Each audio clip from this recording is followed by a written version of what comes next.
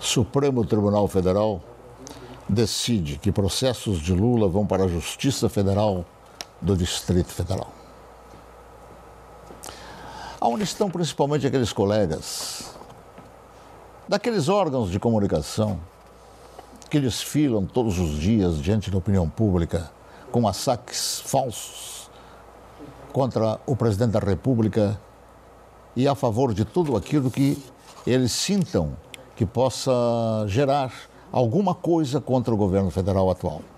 Não disseram que o Lula estava ali, não botaram em manchete que o Luiz Inácio Lula da Silva havia sido considerado inocente,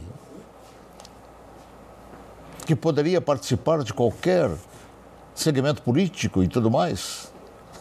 Se dizia despretensiosamente aqui nesse cantinho do Brasil que não. Simplesmente eles haviam anulado o julgamento de Curitiba. Mas o Lula continuava réu e continua réu pelos absurdos que cometeu, pelo envolvimento dele com empresas que fizeram obras com o dinheiro brasileiro até no exterior. Então aí está. Supremo decide que processos de Lula vão para a Justiça Federal do Distrito Federal e não falam mais nada. Quer dizer, o Lula continua réu.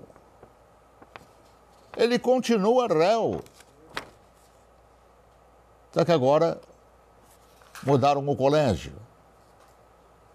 Ele vai ser julgado pelo Distrito Federal, pela Justiça do Distrito Federal.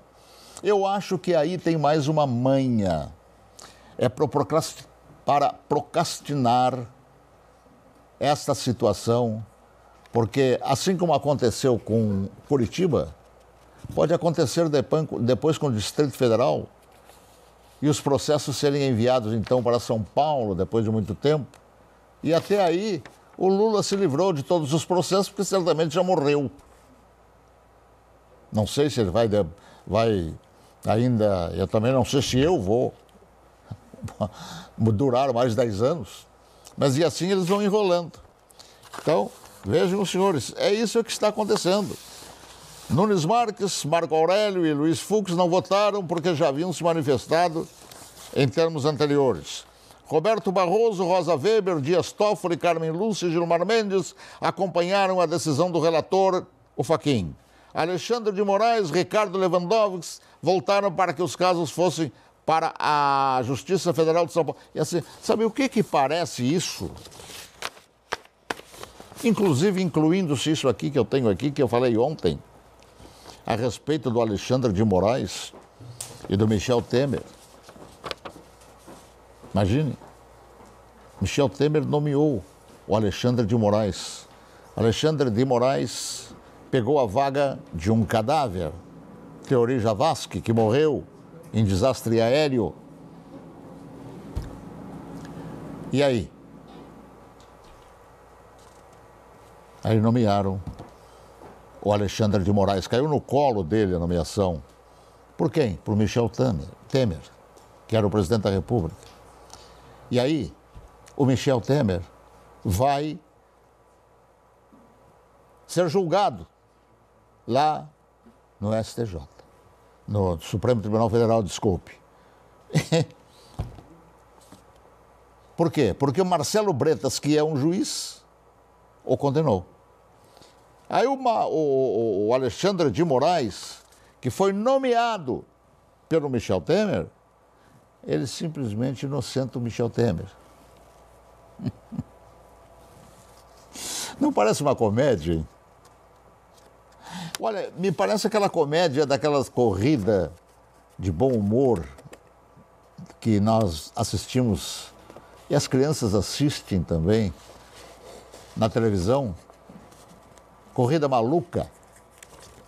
Isso aqui não parece a corrida maluca, tudo isso? Só falta identificar o Dick Vigarista. Aliás, já deve estar identificado, só não está apresentado. E talvez o Dick Vigarista da corrida maluca, nesse imbróglio todo, não seja apenas um. É possível que se some a outros. E por falar em Supremo Tribunal Federal, eu gostaria de perguntar por que até hoje o jurista Ives Gandra Martins não foi apontado nunca para ocupar uma cadeira naquele Supremo Tribunal Federal. É um jurista que deu provas de competência ao longo da sua vida profissional, respeitado em todas as esferas, mas nunca o apontaram. Ele está se manifestando de novo aí, quer ver? A respeito de tudo isso que nós estamos vivendo. Bota no ar aí, por favor. Creio que essa invasão de competências é extremamente perigosa, porque a Constituição também declara, no artigo 142, que se um dos poderes resolver desobedecer ou confrontar ou conflitar com outro poder sobre a discussão de como é que se aplica a lei, não é o Supremo a última instância.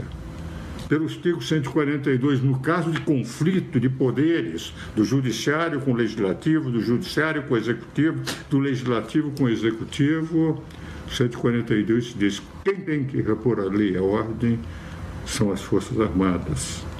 O que vale dizer, poderá acontecer com essas invasões permanentes de competência do Supremo Tribunal Federal nas funções legislativas e nas funções executivas, que um dia se recorra àquele que o Constituinte colocou como poder moderador, que são as Forças Armadas. Não para romper a ordem, porque as Forças Armadas não podem constitucionalmente romper a ordem, mas para repor a ordem, não permitir invasões de competências. Falou pouco e disse tudo, né? E eu ainda estou aqui com a notícia sobre o Dr. Marcelo Bretas. Marcelo Bretas é um juiz concursado. Juiz concursado. E o Alexandre de Moraes não. O Alexandre de Moraes hoje foi nomeado. E por isso hoje é um ministro do Supremo Tribunal Federal. Mas não participou de nenhum concurso. No máximo que ele chegou foi advogado do PCC. E agora vejam, senhores, o Marcelo Bretas dá uma sentença de condenação, sendo juiz. Como milhares de outros juízes que nós temos espalhados por este Brasil, que não têm a chance de entrarem numa lista para participarem do Supremo Tribunal Federal.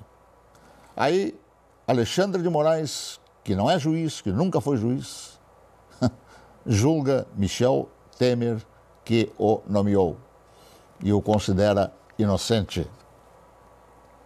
O que a gente faz?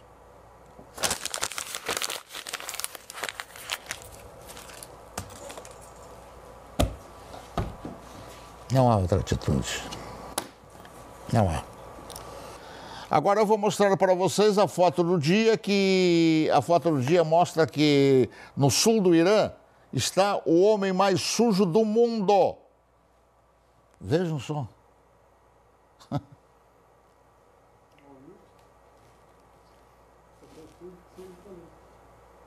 Eu, hein?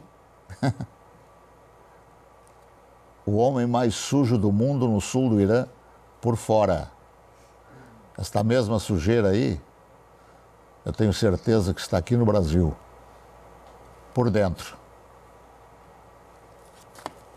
Senhorita Cuiava, bom trabalho. Isto posto, eu lhes desejo uma boa noite.